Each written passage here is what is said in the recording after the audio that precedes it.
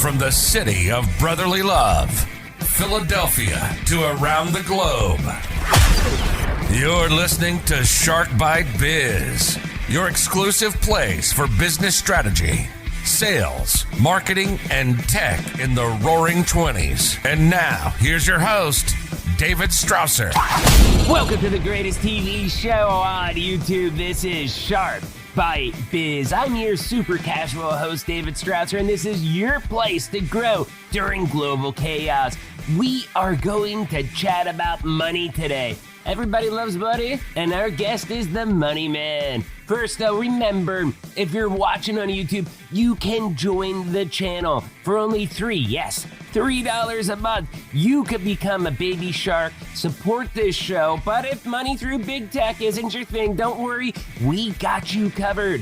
Head on over to deadhousecoffee.com, use the code SHARK, you'll get 20% off of your order, and all the proceeds directly support us building the biggest, best show we possibly can.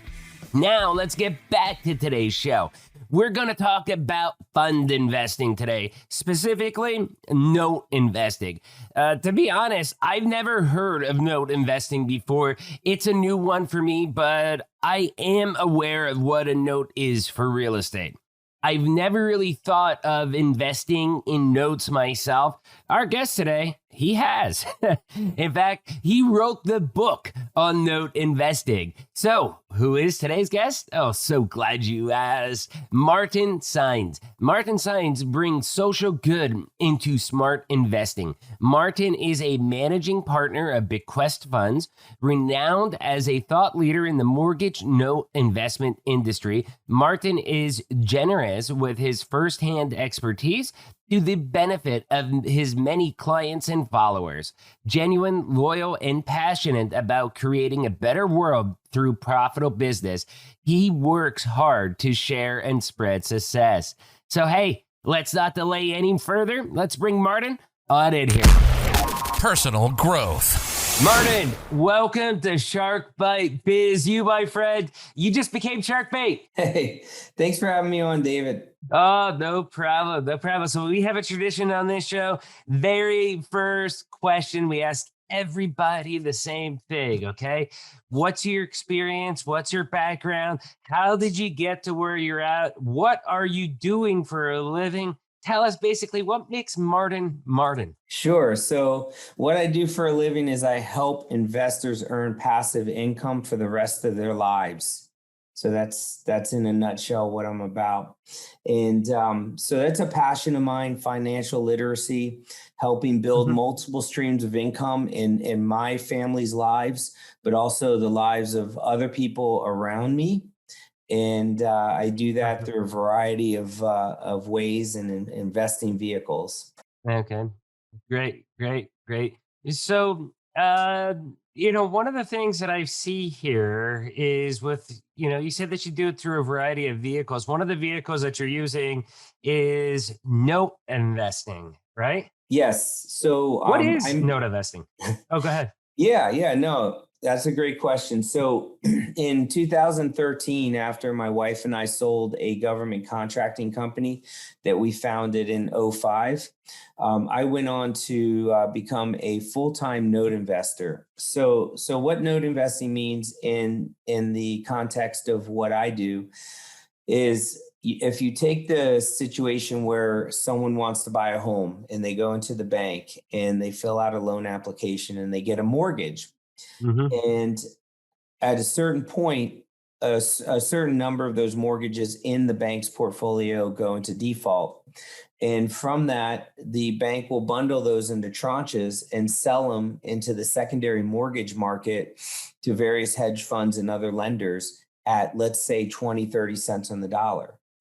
So you have hedge funds that buy these mortgages in defaulted status. They make contact with the homeowner and they work out loan modifications to keep the borrowers in their homes. And so over the course of time, once those borrowers' loans are modified and the borrowers making their payment on a monthly basis, those loans become seasoned again. And Bequest Funds buys them into our income fund and at a seasoned point for anywhere between a 12 and 14% yield. And we're able to thereby pay our investors an 8 or a 9% annual return paid monthly to the investors. So it's an income fund that has no expiration, and it's essentially creates passive income for our investors for the rest of their lives with one simple investment. That is kind of crazy if you think about it, because you are taking an asset that I think most people would think would have not much value as far as a loan, a mortgage that's defaulting, and you're getting that turned around into a seasoned loan and then investing from it in that point. I mean, isn't there some sort of risk around that it defaults again or whatever it may be? So the secret sauce is in the investment to value. So since we're Mhm. buying it in at a 12 to 14% yield, we're essentially keeping our investment to value at a 65% or below percentage. So what that means, as an example, is if you take a house that's worth $100,000, we're in Mhm. that investment for no more than $65,000. So in essence, we're actually more conservative than banks that operate at an 80% loan to value model. And the reason is because we're not buying these loans in at par. Mhm. So we actually have a 35% cushion, and actually the fund operates at about 62% now, but we have a 35% cushion whereby we can withstand a market correction, and if we have to, worst case, take the property back and recapitalize that way. Market correction.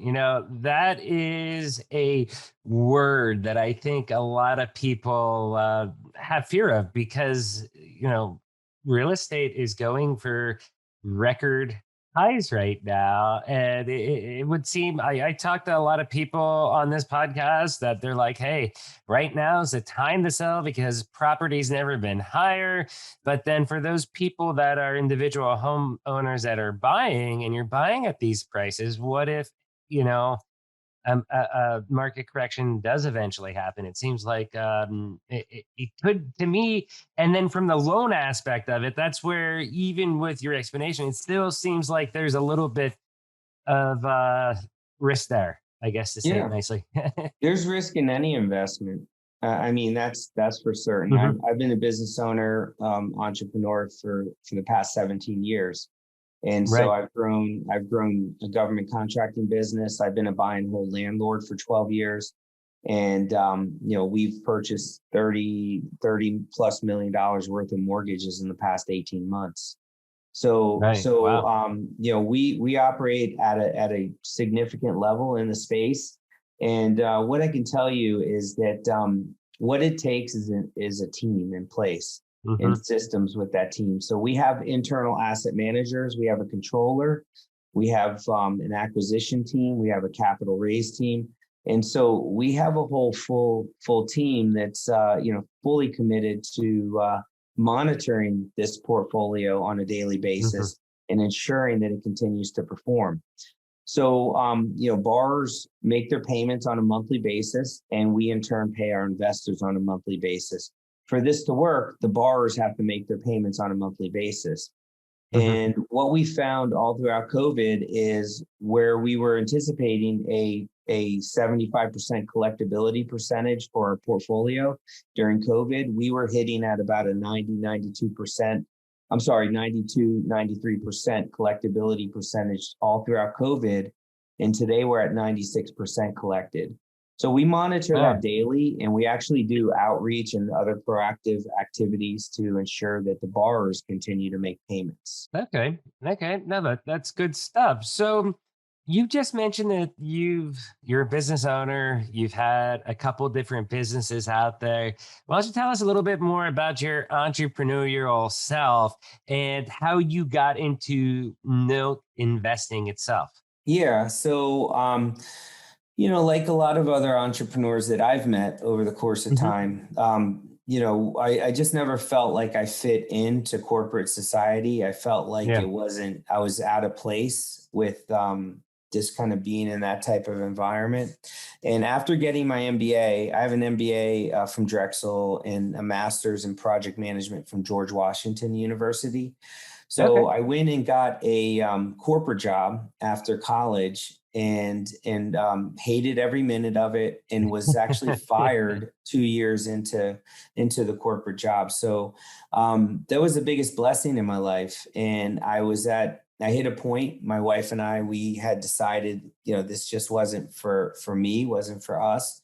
And we needed to venture out and do something for ourselves and to build financial freedom. And so I was always reading books, Rich Dad, Poor Dad, E-Myth. I was always kind of learning, taking seminars. And so I was always exploring, but always with one foot in the water, and never really just fully immersing myself into anything, because I was tied into this corporate job. So, but once that was gone, it was like sink or swim. And my wife and I just used what little savings we had and just researched different business ideas. And we stumbled upon the museum exhibit industry, and we decided to sell that to the federal government. Museum exhibit industry. What is that exactly? So if you go to the Smithsonian Museum or any hmm museum in any city in the country, and you'll see different wall displays and see figurines and display cabinets and everything else. So the federal government actually has all their large federal buildings. They have these elaborate art displays and exhibit hmm displays all throughout the building.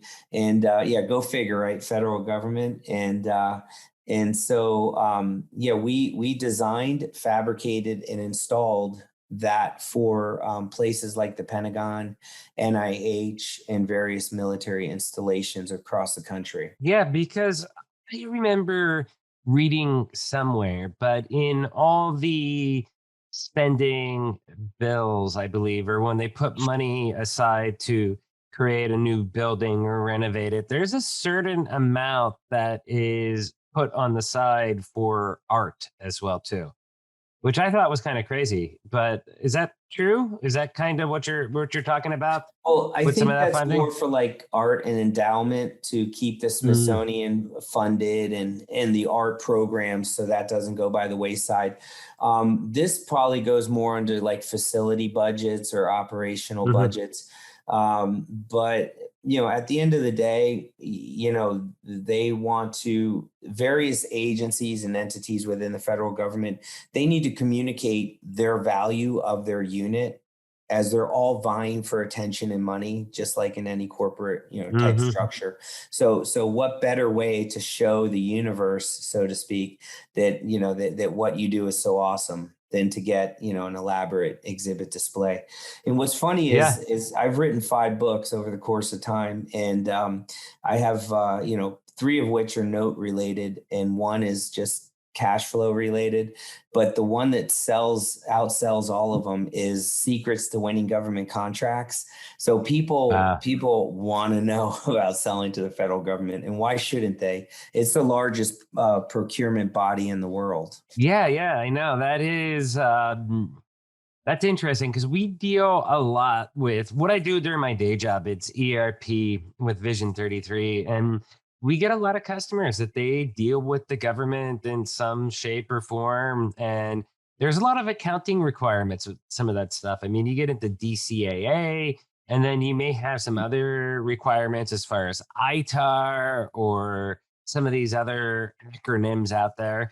But I mean, it can be a little bit intimidating to be like, hey, I need to be able to provide, my cost to them in a certain way, because you have to show them like how much it costs you, how much you're making, and it's confusing for a lot of business owners. Yeah, But well, it's lucrative if you it's can figure it out. barriers to entry. I mean, the higher the barrier, the more lucrative it's going to be, as long as it's a viable, competitive offering. And Mhm. so, same thing with mortgage notes. It's someone watching this is going to have a tough time just coming in and buying a portfolio of mortgage loans on the secondary market.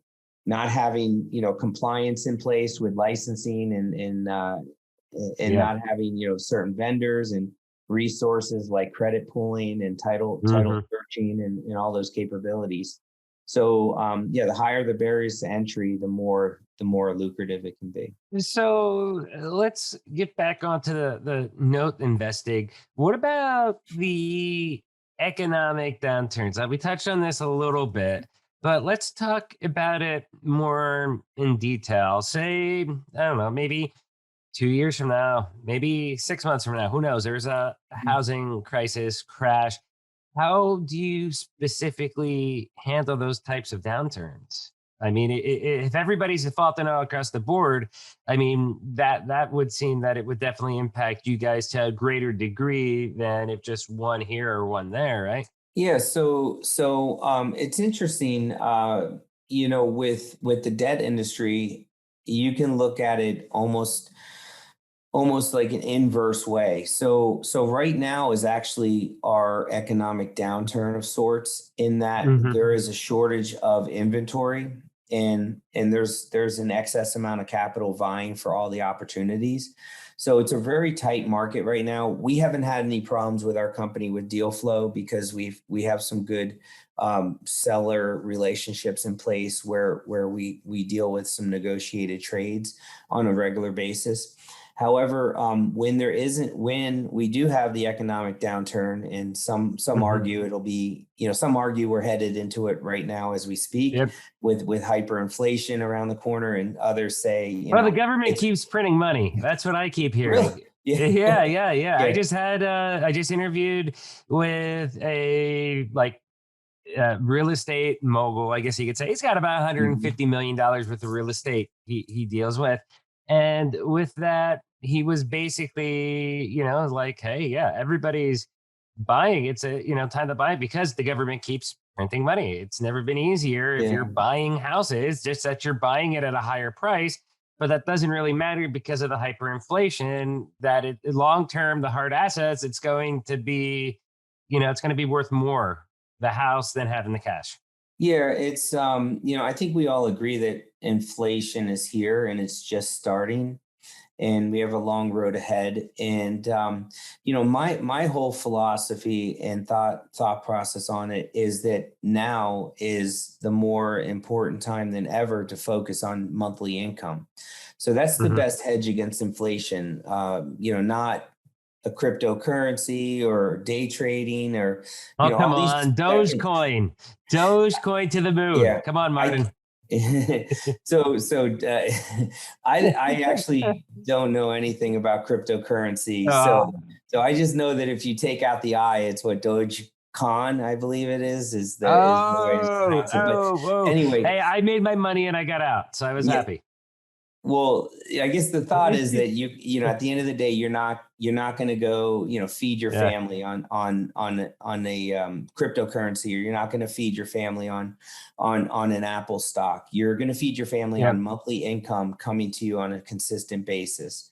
No, And that's so, absolutely, absolutely 100% true. And that's something that I've realized myself as well too. I've started the podcast. I also got the coffee company that we got, stuff like that, because it's like, hey, look, my job's nice. I love my day job. It pays the bills, but I want more than that. I'm in business, I'm in sales, and I want more than what this job can provide me at one time. So it's like, okay, let's create these other wealth generating activities and bring in mhm. more income in, and that's I get what you're saying with that. Yeah, and it should be, everyone should just kind of look at things. And this brings you back a little to, Kiyosaki and cash flow quadrant and cash and rich dad, poor dad. But everyone should be looking at what their monthly expenses are, what Hmm. their active income is, and what their passive income is. And for most people, their passive income is zero.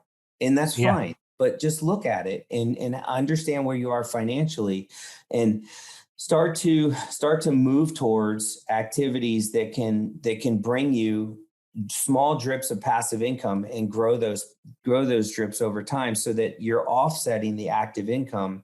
And at some point, God willing, your passive income will far exceed your active income and will far exceed your monthly expenses. And then you'll be living a comfortable, stress-free life. That's the thing, though. I think you brought up an important topic there as far as passive income. And passive income sounds great. It sounds fun. It sounds amazing. But there are so many, I guess you can just say flat out scams out there around passive income. Yeah. Click this, pay for this, bam, you're done. It's not like that in real life. I mean, for something like this, okay, to earn passive income with your company, tell us really, how is it? Is it as easy as just investing with a company like you, and then all of a sudden you start getting these checks flowing in? How does it really look? Yeah, it looks like we're an accredited investor fund, so you have to be Hmm. accredited. And it's one simple investment. Let's say you put in $100,000. Hmm. You will receive $9,000 annually divided by 12, and that will be your monthly income. Or you can let it compound at 9.4% and let it roll, snowball into something for later. And it's just that simple. You'll get ACHs into your account every month. You'll get monthly statements. You'll have a portal access, and you'll get quarterly newsletters with our financials. And the other thing you'll get is, we're a Verivest verified gold standard company. So what that Hmm. is it's an ongoing review, a monitoring of our fund by a third party agency, Hmm. whereby our financials, our operation, and our portfolio is monitored on an ongoing basis. So Right. you'll just have the confidence that this monthly income's coming in. So the question is, where do you get the 100,000? I think that's like the Yeah. next logical question, right? And that's where you have to kind of look with what's within your environment. If you're in sales, what can you do to increase sales activity? Hmm. What can you do? If you know something that could be of value, how can you record that and put it on Teachable? So then that way you can create some online classes where you can teach people things that that you do on a daily basis and within your job, and just start looking with what's around you, whereby you can accumulate the 100,000. But Yeah. everything I starts want with to, I want to, education. Go I, ahead. I want to step into that one thing that you just mentioned, like with, you were saying teachable classes. I think that generally speaking, that's a good idea. It's something I even looked into as far as with the pandemic. I just think it's too over flooded, overpopulated right now because everybody's trying to do it to make extra money.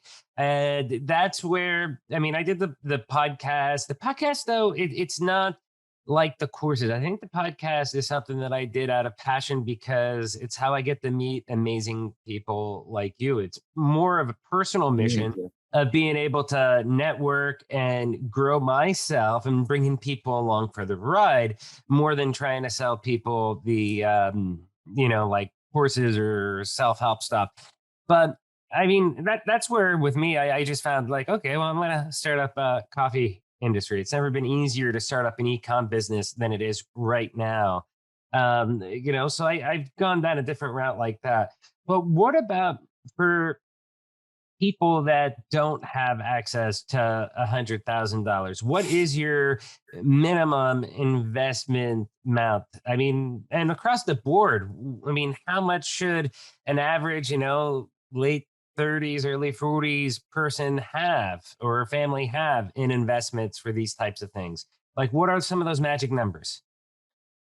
Yeah, so minimum investment in our fund is $50,000. So we work with Mhm. accredited investors. That means jointly the couple makes 300K.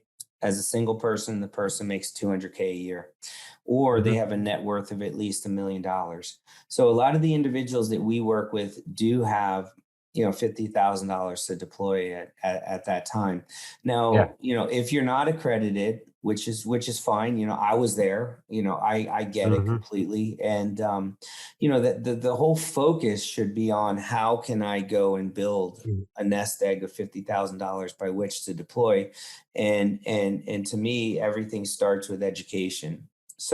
Yeah. One should be doing as much, they should immerse themselves into various training, into how they can improve their skills from a sales perspective, from a, Toastmasters, from a verbal perspective. Hmm. Maybe if you're in a sales role at your job, how can you expand the hours that you work? How can you cut out fluff? 1 hour lunches are so 1980s. You only need 10 minutes to eat a meal, and Oh, yeah. get back to work. And so, like, So just kind of, wait. That is going to be the title of this episode. 1 hour lunches are so 1980s. That is the best line I think I've heard so far this thank you. season. Now, with that, I mean, it's true though. I mean, honestly, I don't even take lunch most days. Now I've worked from home. I've always worked from home. So a lot of people are like, oh, I work from home too. I've worked from home for the last 15 years. Okay. I've always worked on my own, and I would never take a job anywhere that made me go to an office. I learned, many years ago, like, why do I want to be sitting in traffic for 2-3 hours when I'm perfectly fine doing that from home and saving 6 hours a day traffic? And I think a lot of people now, they actually get it. But I think a lot of salespeople, it's not, I think on the low end, I guess it depends on the industry, because I'm thinking there, like with my sales team and how those guys read, if they only take a 10-minute lunch, will that make a difference? Probably not. If they do a working lunch, it probably wouldn't make a difference, because our average sale guy is maybe closing 4, 5, 6 deals a year. If they're having Mhm. a super year, maybe they're doing 10, but that's about it. Larger deals, in the 6, 7, 8 figures. And deal cycles are from, 3 months to 2 years, depending on the customer and the company politics of the customer, what hoops they make you jump through and stuff. So I think from a simplified version, though, looking at what you said, it's true. You're like, okay, well then what activities can you be doing to generate more opportunities so that you can close more customers to get deals? Yeah, I get it. I guess, as you I start would these start things with the together. structure of the day, though. I wouldn't start with the activity during the workday. So, Yeah. education's everything. So, Hmm. I would start with talking to the person who's closing 10 deals a year. Yeah. And I would find out what they're doing specifically from the moment they wake up to the moment they go to sleep. And I venture to guess it's very different than what the person that is doing 4 deals a year. His answer, It's just probably closing deals. yeah, it's That's probably all he's opposite. doing, just closing deals. Probably a lot of TV shows with Yep. four deal a year person. Probably a lot of TV shows. Probably going out socially, waking up a little later. I mean, there's probably a whole host of things that could be reshuffled. Oh yeah. Oh yeah, totally. So last question here. Your fund. We've got into this, but give us some more details as far as how it's actually structured. Give us the warm and fuzzies for people out there that may be interested in something like note investing, but this is maybe the first time that they've heard it to this degree. Yeah, yeah, absolutely. So many folks have one of these Yep. phones, and they have computers, and so the question I ask, and I talk to people that are investors daily on the daily basis, and I always ask them. I say, how often do you look at your investments and what they're doing? And a Mhm. majority of the time, I hear daily. Someone all throughout, I hear people that are heavy investors are looking at what their investments are doing all throughout the day. And so, what I like to suggest is that one should have a stress-free environment that they put themselves into. So investing in Bequest is stress-free investing. You set it and you forget it. One simple investment and you receive cash flow for the rest of your life. You don't have to worry about it, think about it, ups, downs, it doesn't matter. You're going to get a steady stream of income coming to you on a monthly basis, which is freedom. Because if you can build that stream of income whereby it surpasses your expenses, then you've obtained freedom in your life. And whether you're working for active money or Mhm. not, you're still covering your expenses, in living a comfortable life. Yeah, no, that's great. And I think comfortable life, that is the keywords there that I hear. It's funny. My whole life, I think when I was like 16, I was making about $35,000 a year telemarketing. And I'm like, wow, I'm king of the world. I'm making more than my Mhm. mom. And truth be told, I mean, we're from rural Pennsylvania. She was a CNA with hospice at the time, a nurse that I think was making like 9 or 10 bucks an hour. I was making more than her.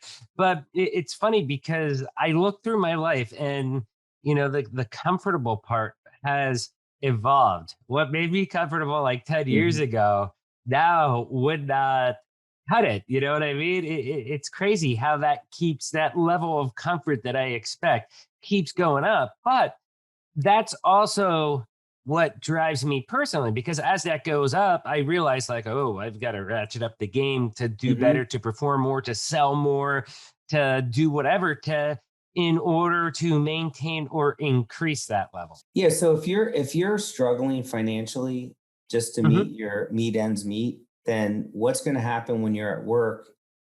The time you should be focused on earning income is you're going to be distracted with life's, with just life occurrences because you're struggling financially. That's going to weigh on you. So if you're able to free yourself from that, then it's endless what you can do. I've written Yeah. 5 books, being financially free. I have hundreds of streams of income coming into me monthly.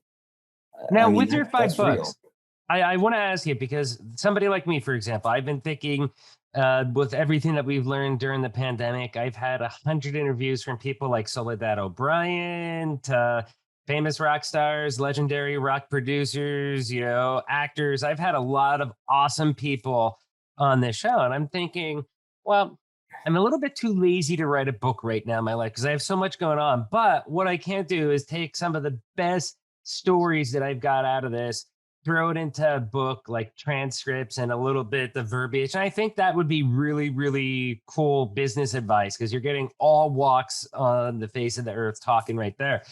I mean, with books like yours, are they a real revenue stream? Because I'm wondering, and I think a lot of people out there listening and watching to this very show probably are wondering the same thing. It's crossed their mind in the last year or two. Should we do a book? Are books still important in this day and age? Have they been devalued too much? Because I mean, anybody can self-publish a book on Amazon and charge $1 for it. What's your take on that? So they're good attention strain. So Mhm. the people that read books are books of that I've written are potential prospects to come into our fund. So Mm, it's the right personality. So they read the book, it shows credibility on my side. They reach out and they already know me to some extent. And so it expedites the closing curve. kind of like an And extension, like one of the tools in your tool belt that you're using to try to gain new business. we were at a money show event over the weekend, Hmm. and we were just handing out my book to everyone. So, Wow. when you're like, well, who's Martin? Who's this Bequest company? And then now you're handed a book, and that book sells on it. One of the books is a bestseller on Amazon, and Hmm. you go and look and say, well, he's sold thousands of copies of this book. He's has a credible LinkedIn page. He's Verivest verified. All these things are just pieces of the web, right? Right. And then for someone to come and just get kind of to fully know me, it's not even about getting them stuck on the web as much as it Hmm. is just to get them comfortable to want to do business with me. Okay. Okay. That sounds awesome. Well, why don't you tell us about your newest book? Yeah, so Cash Flow Dojo I wrote last year, and it's building your home on multiple streams of income. And as the name suggests, the dojo is a house of training, a house of Yeah. discipline. So to me, everything Oh, we've starts all with seen we've all seen Karate Kid. yeah, And what's the exactly. new show So they have out well, there on? I can't think of it. They have the new Karate Kid, the TV series that's I don't on. watch TV. I Oh, don't well, watch it's on TV. Netflix. On the Well, Netflix. I'll say that I think of Beverly Hills Ninja. Oh, there you go. There you go. That's where I go. But anyway, that's what it's about. It's about just help. I'm passionate about financial literacy and helping people with cash flow. And I'm all about that for myself. So it's just a passion of mine. And I just put out some, little tips that could help individuals. That's awesome. And last question, how can people reach out to you? Yeah, you can email me at martin@bqfunds.com, or you can go to www.bqfunds.com. Awesome. Hey, Martin, thank you so much. This has been so fun having you on here. It's been educational. Nice. Thank you, learned David. a lot about notes, man. Thanks. Appreciate it. No problem. Cheers.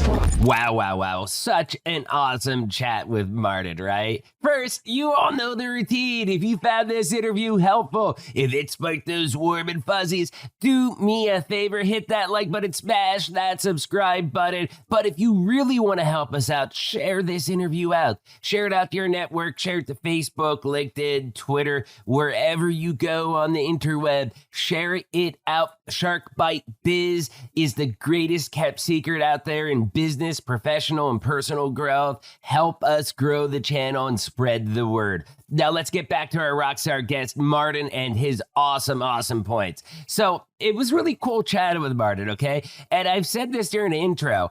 Note investing to me is new. I know what a note is, but I didn't really understand how to invest in that. So it is a pretty cool concept. Now remember, okay, full disclosure here, I'm not a financial advisor. I can't tell you where to put your money. And to be honest, you probably shouldn't listen to me. Okay, but listen to the concept that Martin presents, and Martin is somebody you should probably listen to or consult with. It sounds like a great way to invest cash and get a stable return. These returns don't sound like they are earth-shattering, but you are getting a nice return on the cash that you invest with this method, and it seems to have done it in a way that really minimizes risk. I mean, if you think about it, investing money, making your money work for you to bring a return, it's all about minimizing risk. And I think getting stable returns, yeah, you need to have something that shoots to the moon. I think everybody has that dream, whether it's Dogecoin, the crypto world, or whether it's something else, having an investment that gives you 10 times or 20 times your return is awesome, but it comes with a ton of risk. This is something with Martin's method that really minimizes that risk, which I think is something we all can appreciate in these very uncertain times. So I've got to ask you a question of the day. Have you ever heard of, or have you ever done note investing? Leave a comment down here below to YouTube. And hey, I got to give a shout out. Make sure you grab Martin's book. I'm going to have the link down below in the description, whether you're watching on YouTube or you're on iTunes or Spotify or wherever you're consuming this amazing episode at. We're going to have the link right there. Go buy Martin's book. It's a great read. He sent me the book. I love it. Thank you again, Martin, for being on the show. And remember, if you want to be on the show, interviews at sharkbitebiz.com. Please don't forget to join the channel. It's $3 a month. You get some awesome perks, and you get to become a baby shark. Yeah. And, you can also help us again, deadhousecoffee.com. Use code SHARK. You get 20% off. We get the proceeds. Helps us build the biggest and best show we can. Once again, you all know this by now, but I'm David Strausser. This is Shark Bite Biz. We'll see you all next episode. Ciao.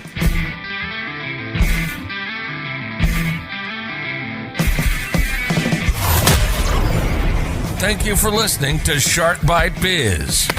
We hope you got some insightful info from this podcast. Be sure to subscribe to us through your favorite podcast app and visit us on the web at www.sharkbitebiz.com. How has business changed for you in the 20s? Email us at podcast@sharkbitebiz.com so you can join us and share your story.